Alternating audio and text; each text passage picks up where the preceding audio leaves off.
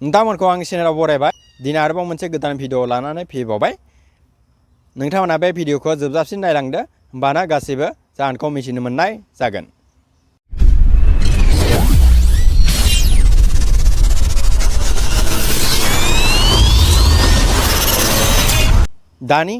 दानि बर' सिख्लाफ्रा मा जामारखो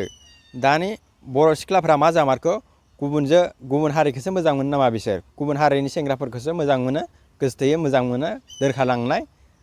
माबानो नागिरनाय गाज्रि सोमोन्दो लाखिनाय मा जामारखो बेसे मुगैथावना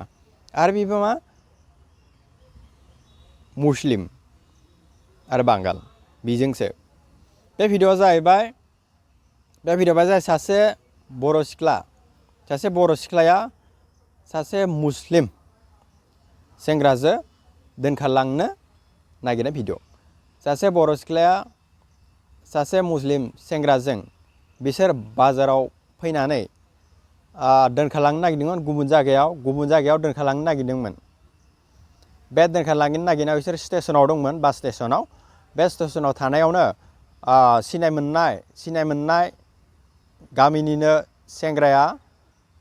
नुयो ओमफ्राय नुनानै बिसोरखौ हमथाना लाखिनानै गामिनि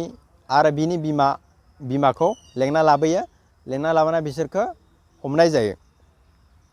हमनानै न'आव लाना थाङो आरो नैबे सेंग्राजोंनो थांफानो नागिरदोंमोन बे सासे मुस्लिम